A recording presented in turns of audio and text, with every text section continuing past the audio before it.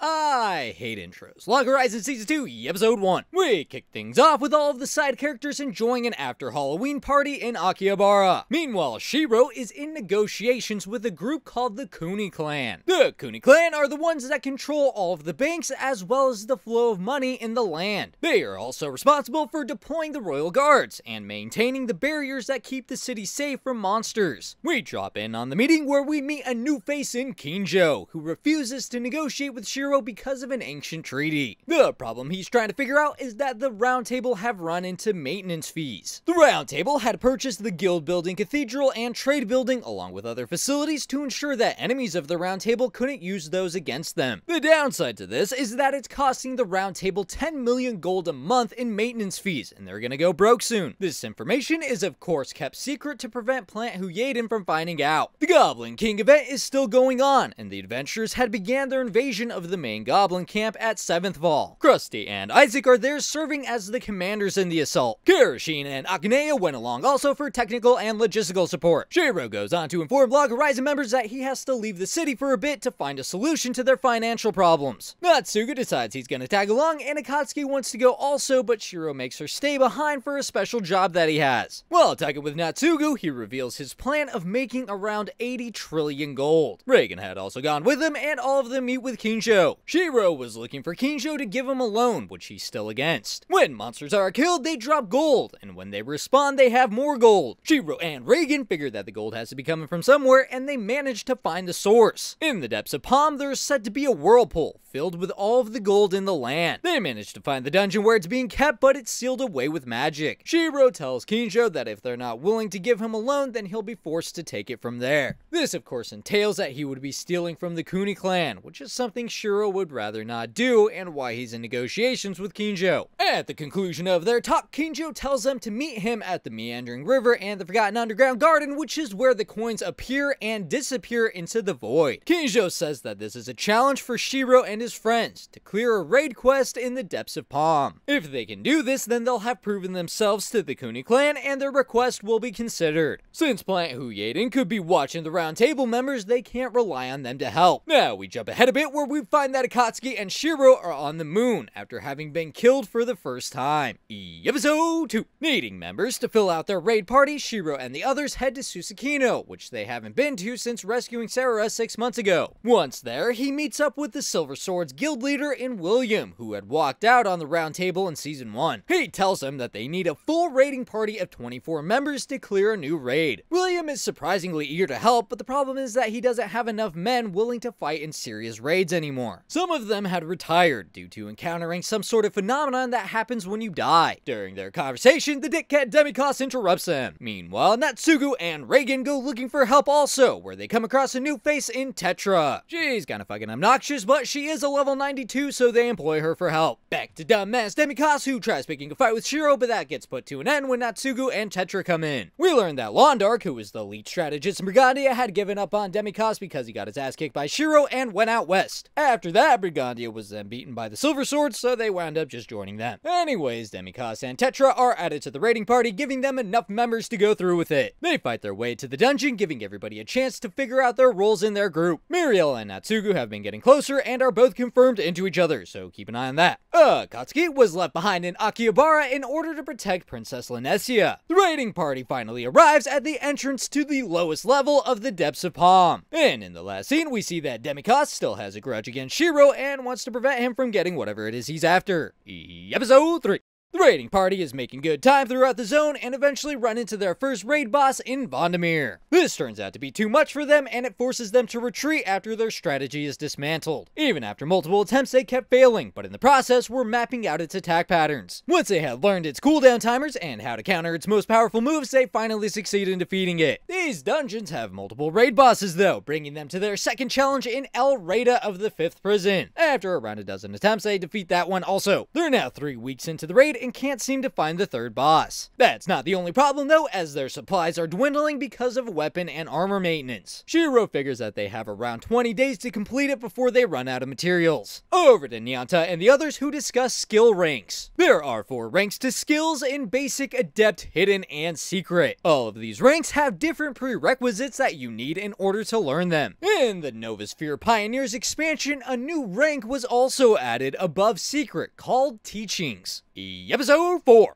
Everybody's getting excited because there's only 5 days until Christmas. We get some fan service filler content, and then we see that Akatsuki has been going to a shop because there was a sword that she was wanting to buy. Unfortunately, the shopkeeper working there, Tatara Amanoma, informs her that she had just sold the sword to a man. We see that Akatsuki is obsessing over becoming more powerful. She goes to watch DDD assassins sparring in hopes of seeing them use one of the new teachings. Minori also pisses her off because she thinks Minori is more valuable to Shiro than she is. All of these self-conscious thoughts are weighing on her, so she wants to become more powerful to be more useful to Shiro. We also get a look at Kyoko, who is a member of the West Wind Brigade. She gets confronted by a new character in Embar Nels. He attacks, stabs, and kills her in the last scene without any response from the Royal Guards. Episode 5. She wasn't the only victim though, as this mystery man has been going around killing multiple adventurers. On the night before Christmas Eve, another group of high-ranking Honesty members are attacked and slain by Embar also. Roundtable members in Akihabara have a meeting to discuss what to do about this new enemy. They decide on evacuating lower-level members, so people under level 50 are told to go to Zanleaf to keep them safe. Akatsuki, still wanting to get stronger, is out looking for the killer by herself. Westwind had also sent out groups to find and deal with Embar, who eventually run into him. Meanwhile, Kinjo had stopped by for an unexpected visit with Lanesia. He informs her that one of the Royal Guard's armor has been stolen from the guardhouse. The culprit was Embar, who is a member of the Royal Guard as well as the Kuni clan. There is a massive magic circle under every city that powers the Royal Guard's armor, so technically he can't leave the city. However, while he's in the city, he's nearly invincible and way stronger than any adventurer. They could always disable the circle and cut off the supply of magic to the armor, but doing that would allow monsters to attack the city. On top of that, the circle and the barrier would take decades to boot up again. Akatsuki talks with Lanesia about the situation and tells her that it's likely Embar is hiding in the sewers. They can't just go down and kill him though, because the Royal Guard armor allows him to teleport anywhere he wants in the city. Sojiro catches up with the other West Wind members fighting Embar, but they can't even deal damage to him. When the two start fighting, we learn that Sojiro has a teaching ability called Divine Eye. This allows him to see the path an opponent is going to use to attack. That doesn't really help, and he still gets his ass handed to him, but Akatsuki had to come across him and joins the fight. Sojiro kinda knew from the start that they were gonna lose, and he was just buying time for his guild members to escape. Once they were gone, he gives Akatsuki some big advice on how to get her teaching rank, which was essentially try harder forehead, and then gets killed. We get a quick scene of Shiro and the raiding party getting fucked on in the dungeon, and in the last scene, Akatsuki dies. Episode 6. Over to Akatsuki, who is now dead, and Rise to share their teachings with her so that she can try and defeat Embar again. Over to Roderick, who is teaching a class where he explains that men who have female characters will slowly take on more feminine characteristics, such as a voice change. He also tells his class that for some unknown reason, the world's geography is slowly growing to a larger scale. Next, they go over flavor text and how they were originally designed to have no effect on gameplay. Ever since the apocalypse, that has changed, and now the flavor text is influencing the world in different ways. In his conclusion, Roderick says that the world is undergoing some sort of transformation, and the apocalypse isn't over yet. Then we hop on over to Krusty, who is with the Cutie-chan and Misa, as the two of them go out to look for some goblins to slay. Misa's weapon has some ominous flavor text that they've never really thought about. Bad idea, because it starts going haywire on Misa, so Krusty pushes her to safety and gets caught up by the weapon instead. The weapon makes Krusty disappear, and Misa had lost an arm trying to get to him.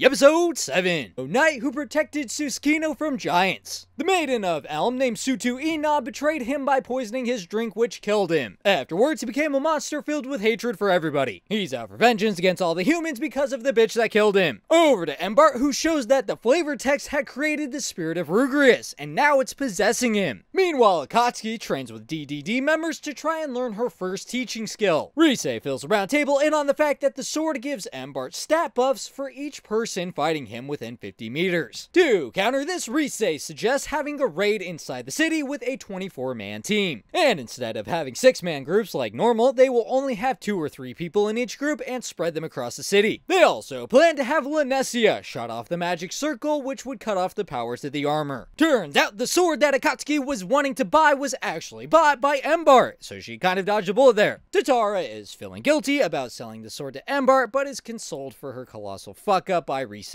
Akatsuki had failed trying to learn a teaching technique, but is still optimistic that they're gonna win. On New Year's Eve, all of the teams head out to fight Embart. And in the last scene, Akatsuki and Marielle are the first ones to encounter him. Episode 8. The plan is to have Akatsuki draw his attention and take him through a gauntlet of fighters that will attack him along the way. While they fight, Akatsuki is healed by Marielle in preparation to draw aggro again and drag him along to the next group. Meanwhile, Kinjo meets with Lanessia and warns her about the hazards of deactivating the magic circle. She doesn't really fucking care though and still wants to go through with it. While they talk, we learn that Kinjo feels in debt to them, and by extension to Shiro, because the Kuni clan were the ones that were in charge of protecting the armor and failed. But anyways, back to the fighting where Marielle ends up getting frozen by Embart, so Akatsuki is on her own. Pushing herself to go faster and faster causes her to learn the new teaching ability called Shadow Lurk. That does 0 fucking damage, and she loses her sword in the process. This is pretty fucking convenient because then Tatara shows up and has a new sword for her called Hagenemushe Tatara. And as it turns out, her new sword also lowers the condition of enemy weapons that it touches. They set up the last step in their plan and Lanessia deactivates the magic circle. With that down, he can't teleport, so Rise roots him with the freezing spell and Akatsuki destroys the sword, setting Embart free from the possession. Episode 9. Shiro and the boys have finally made it to the last raid boss in Lucietto of the 7th Garden. They're struggling enough as is, but then 2 more raid bosses, Ibrahabra and Tatalgar, join the fight and kill everybody. When Shiro dies, we get a look at one of his memories. When he was just a boy, both of his parents were working, so he would sneak out and walk around at night. He was a depressed loner that would crawl further into his shell the more people reached out to him. This causes him to reflect on the fact that he's been doing similar things in this new world also, mostly by him being antisocial and locking himself away in his room to do work. Episode 10.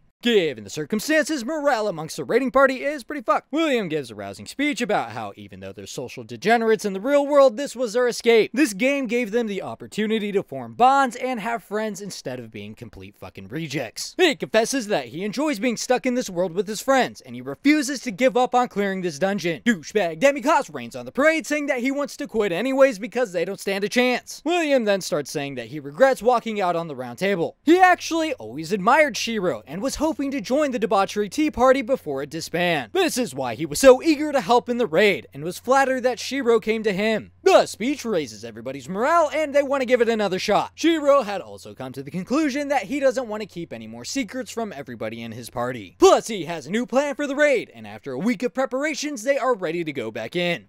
Episode 11. During the fight, it seems that Demikos' hatred for Shiro is slowly going away. After fighting through the first stage of the main boss, Shiro splits up the group to attack the other bosses separately. While they're fighting, we get the fun little side note that Tetra is going to be joining Log Horizon. Right after that, Tatalgar joins the fight. This is all a part of the plan though, since they have positioned themselves to avoid their field attacks from overlapping. Everything is going well enough, but then mobs from Lucietto called Shadow Vanguard show up. Demikos draws their aggro and then grabs Shiro, allowing him to act as a cannon to take them out while they run. They are alone for a second, so Demikos makes Shiro say his name in a way of acknowledging him. This is because up until this point, Shiro had always mocked his name or made fun of him, but now he acknowledges him and finally says his name. They still don't like each other, but at least they respect each other to a point. Demikos then throws him down some steps before luring off the pursuing mobs. He had actually led Shiro to the deepest level of the Abyssal Shaft, which is where they were trying to get to. Inside is a chamber where all of the world's gold is kept. There's also Kinjo and Uru, who is the Abyssal Shaft's final raid boss. Episode 12. Shiro points out that even if he had the entire raid party with him, they still wouldn't stand a chance against Uru. As per their agreement, Kinjo shares what he knows with Shiro. This is where all gold in Yamato goes when it is spent and is then distributed to monsters when they respawn. Even the Kuni aren't sure how the ancient technology works, but they still protect this secret. Since he had reached this place, he is given the right to take the gold. Shiro then explains to Kinjo that he wanted the gold so that he could buy all of the land and purchasable property in in Yamato. However, he doesn't plan on keeping this land. He assigns all rights to the land, as well as all of the facilities in Akihabara, to the Yamato server itself. He had also created and implemented a contract that made this transaction permanent, so that nobody else could ever buy them. The gold is then spent, so it goes back into the chamber where it started. Obviously, he does this so their enemies can't purchase these zones. But he also did this because it's unfair that adventurers can purchase zones while people of the land can't, which could lead to problems in the future. Back to the others, who defeated all the bosses and got some nice loot out of it. Shiro, Natsugu, and Tetra then returned to Akihabara after the raid was completed. Silver Sword decided to stay in Susukino and prepare for more raids, as well as to protect the city. Demigod had also stayed behind because he is married to an NPC there, and he seems a bit happier after the raid. And fun side note, just so you know, Tetra is a guy. Now we hop on over to Plant Huyedan to get the introduction of some of their members. There is Kazuhiko, Mizufa Trudy, Zeldus, Knucklenard, Kuon, Jared Gunn, L'Oreal Don, Indix, and finally we have KR. They all discuss the movements of the Round Table members and what they're planning to do next. And in the last scene, we see that the gang is all reunited. Episode 13 has a bunch of Valentine fillers that I'm not going to cover because they were stupid. When everybody realizes it's Valentine's Day, it makes Shiro think back on Konami. Konami was the leader of the debauchery tea party, and Shiro is kind of flustered when Tetra brings her name up. Shiro then talks with Isaac about the magic circle being deactivated. Isaac informs him that there are enough high-level adventures to deter any monster attacks, and there haven't been any player kills yet. Krusty is still of course missing, and Misa receives a new prosthetic arm after losing hers when her weapon went haywire. Over to Nerea, who appeared to be the mastermind in Season 1, but the real problem is Indix. Indix is the one pulling the strings, controlling the reluctant Nerea. She says that her end goal is to take over all of the Yamato server. Episode 14. Over to Minami and Plant Huyedan, who are progressing their technology, having made a magic circle powered train and working on a plane. Kazuhiko talks with KR, who are both former debauchery tea party members. KR says that he ran into Konami in the Chinese server, and apparently she is heading for Japan. After the apocalypse, KR had used soul possession to take control of a horse and explore China to learn more about the world. That's when he came across Konami and her party in a fight. He gets him out of trouble, and the two wind up talking. She's heading for Japan with her squad, including Leonardo, who is an assassin from the American server. There's also Capellia, a cleric that Konami had met while she was exploring. And last, we have the heavy hitter Elias Hackblade, who is actually a level 100 Blade Mancer and used to be an Azumo Knight. There's a filler battle where they target an army of gnolls, as well as two monsters called the Sphere and Paps, who are both geniuses. But we're gonna learn about geniuses in a bit, and after winning, they continue on their journey to get to Japan. We see that Demikas's old strategist Londark had joined Plant Huyedan, and they prepare to attack the east. Episode 15. There's a concert where Isuzu plays music with Toya. Now that they're around level 40, Shiro plans on having the kids go on a quest for experience and to get Dazaneg's magic bag for inventory space. Then we get some filler content talking about how Isuzu likes music because her dad was a professional musician or whatever. But anyways, everybody's getting ready for their quest, so they go around buying new equipment. Roderick also hooks them up with a new wagon for their journey. They decide that since they're going through 4 or 5 villages, Isuzu and Toya can play music at each of them like a tour. Shiro also instructs them to try and avoid using the telepathic network so that they can learn how to handle things on their own. Episode 16. The kids start their journey to get to the Redstone Mountains. They don't keep track of how long their summons last, so when the time runs out, the horses run off, forcing them to set up camp for the night. The next day, they arrive at the town of Sazan. Isuzu and Toya play music at an establishment in exchange for a free room. Over to Shiro, who assigns Isaac with going and training troops in Isle to level them up. We also learn that more and more DDD members have been leaving the guild ever since Krusty's disappearance. A lot of them are joining Honesty, bringing their total members to 1,250, but a lot of them are freeloaders, not contributing to the guild at all. The guild leader Ainz is in a bit of a predicament because his higher-ups want him to start getting rid of members not contributing. On the other hand, he wants to keep the number of members high so that Honesty has more influence on the round table. Back over to the noobs, who come across some people of the land being attacked by monsters, so they step in to protect them. Nightshade serpents then show up and start fucking up the noobs. Luckily, they get saved by Ro 2, who looks like a female version of Shiro. She's heading to the south, but the problem is that she's a vampire, so she's struggling in the sun. Episode 17.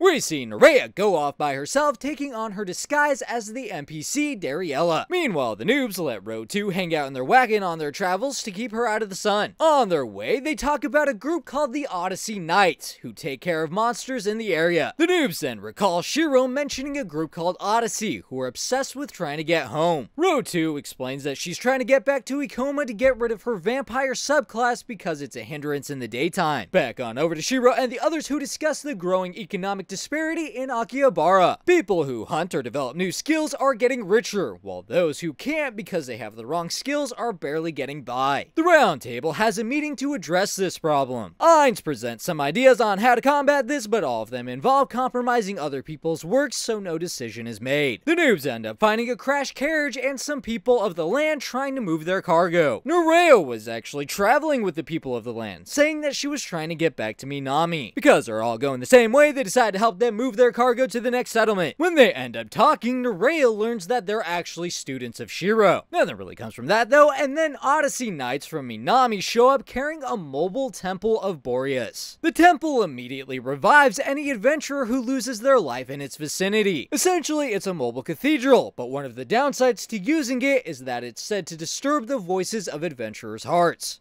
Episode 18. The other Plant Huyeden members are out looking for Nerea. Meanwhile, she's traveling with the kids because they're all still going the same way. They reach the town of Safil and hold another concert. We learn about a system in place that auto-translates all conversations for adventurers, allowing them to talk without language barriers. While talking with Rundle House, Isuzu also learns that the people of the land only have 42 songs that they know and are incapable of making new ones. That's why they like her music so much, because it's something new that they didn't know was possible. He goes on to explain that the adventurers are giving people of the land so many new possibilities and skills, which is why so many of them are flocking to Akihabara. The next day, Toya talks with Nerea, where he says that he isn't sure about her, because she's always forcing a smile. Over to Shiro, who notes that Nyanta has been out of touch, and their telepathy communications aren't working. The noobs are experiencing this also, and Minori speculates that it could have something to do with the Odyssey Knights mobile temple. The town that they're in is then attacked by a swarm of wyverns. In the last scene, we see that Nyanta is just outside of the town, which explains why his telepathy is down also. Episode 19. The Odyssey Knights move to engage the wyverns. They kinda turn out to be masochists, begging the wyverns to kill them only to respawn at the mobile temple to run in and die again. Since the Odyssey Knights are obsessed with getting home, they cherish every time they die because they get to indulge in their memories. Over to the Plant Huyeden train, where they have a new device that allows them to summon nightshades. People of the land then control the nightshades and earn experience while controlling them. Even if the nightshades die, the NPCs are still okay, so they use it as a way to level up the Western NPCs. The nightshades appear in the city and attack the Odyssey Knights also. After hearing how the Odyssey Knights are willing to destroy some of the buildings to fight the wyverns, Toya goes and confronts one of them. He wants to try and protect the homes because if they're destroyed, the people of the land living there won't have a place to stay. The knight just says that he's trying to get home and doesn't care about anything else, which procs a flashback of Toya in the real world. He was in a car crash that left him unable to walk. This led to him having a higher appreciation of life no matter where you are or what circumstances you're in. But the knight doesn't fucking get it, so he just ignores him. Meanwhile, Nyanta launches an assault on the Plant Huyeden Nightshades, and Londark recognizes him in the last scene.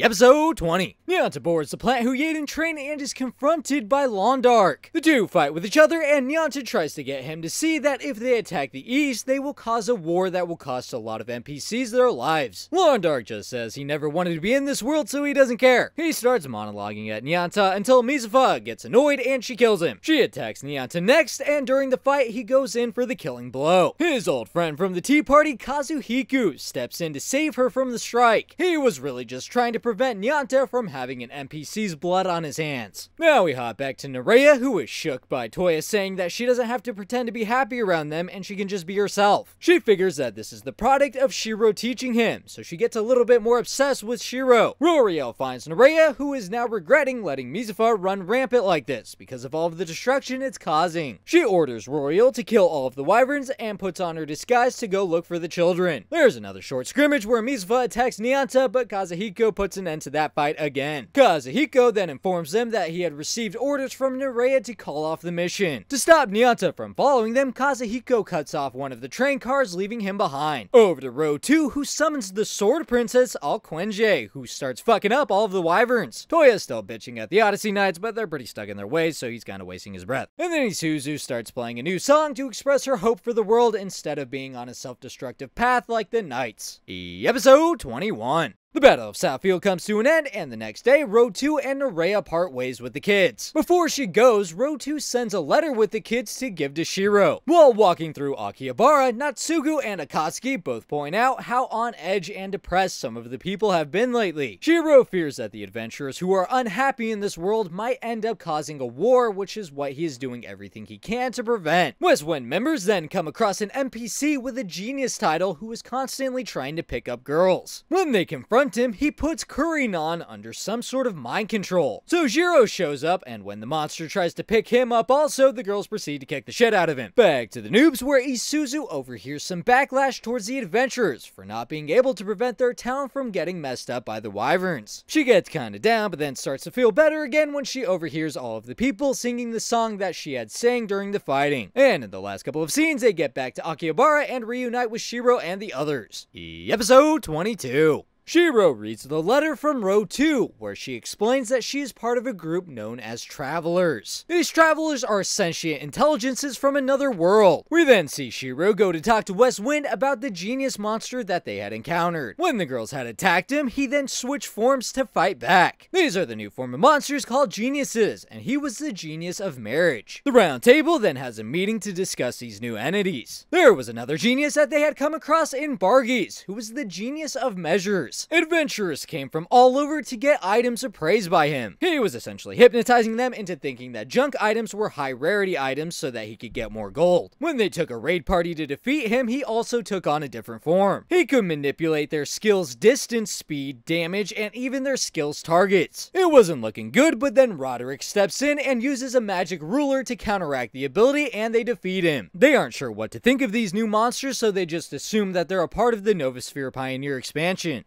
Afterwards, Shiro meets with Log Horizon to discuss Rotu. Rotu was actually his second character that he had left on the test server. This leads to him explaining that he suspects a third party is responsible for bringing everybody to this world. Rotu stated in the letter that she took over his unused second character, which was essentially like a body without a soul, and came into this world. She comes from a race of artificially created living beings split into two types: observers, which is what Rotu is, and collectors. The Travelers were created to collect a valuable resource called Empathians. Her home world had ran out of this resource, which led to a rapid decline. Rotu and others like her got here in something they called the Eclipse. Similar to the Apocalypse, they aren't sure what it was or what caused it to happen. She also explains that after spending time with the kids, she classified them with intelligences of rank 3 or higher. This means that they have earned the rights to this world's resources. After that, she recommended acquiring a way to communicate with the moon, because they have a community there observing the situation. Shiro figures that if that's true, then maybe they can help the adventurers find a way home. He also concludes that the geniuses aren't from the Novasphere Pioneer expansion, but are actually the collectors that she had mentioned. Episode 23. Roderick tells Shiro that it's gonna cost a fortune to build a lunar communication device, and on top of that, it might not even work. Now we hop on over to Maihama, where we meet Iselas, who is Lanesia's little brother. He has grown quite fond of Isaac, who is still there training Isel's soldiers. Sergiot meets with Isaac and tells him that he's planning on making Iselas his successor, so he wants Isaac to mentor him while he's there. Rise and Lanesia had also gone back to Maihama so that Lanesia could attend her brother's birthday party. During the party, Sergiot presents Iselas as the next one to take up the throne. Westland assassins from Minami then crash the party and attempt to assassinate Iselas. Isaac manages to fight them all off since they are lower levels and keeps the boy safe. Now we hop on over to Reagan, who was doing some research on Susukino and the transport gates. He found that the fairy rings are related to the lunar cycles, and points out that there are actually legends about there being elvish ruins on the moon. This makes getting in touch with the moon even more important. Reagan recommends using the Shibuya TV station, which is the only communication facility in Yamato. And in the last couple of scenes, something starts happening, and all of the people of the land fall unconscious. Episode 24. The reason all of the NPCs had passed out is because their MP had dropped to 0 and is being constantly drained. The culprits are spirit moths, and a swarm of them attack Akihabara, Susukino, and Maihama. Adventurers and the Royal Guard start getting targeted also, forcing everybody to retreat. Sojiro had found their nest at the Shibuya TV station, which had been turned into a dungeon called the Calling Fortress. While having a discussion on what to do about this, the roundtable concludes that the Empathians the geniuses are after is actually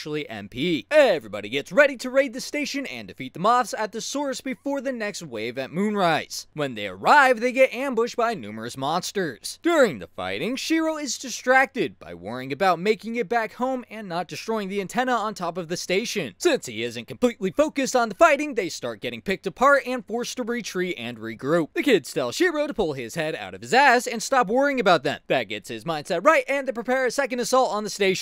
Episode 25. This time around, they quickly make it to the raid boss of the dungeon called Taraktan, the genius of summoning. There's a long fight scene that I'm not going to cover, but they all work together and defeat him. Now that the station is secured, Reigen uses the equipment inside to try and make contact with the moon. He inadvertently makes contact with the China server, and to Shiro's surprise, Kinami is the one to answer them. She had come across a similar station, and after some tinkering, she managed to get a connection also. While talking, she makes him realize that instead of just trying to get home, he should find a way to bridge the two worlds together so that they can live in both. And another fun side note, Krusty was actually transported to the China server, so he joined up with Kinami's group. Over to Planet Huyeden, where Kazuhiko suggests forming an alliance with Isol and the Round Table to fight the geniuses. I'm gonna be doing the future seasons, and you can find that on the left side whenever I'm finished with it, or you can check out all the Log Horizon recaps in the playlist on the right side. You can also find the links in the description below, and the only thing I hate more than intros is outros.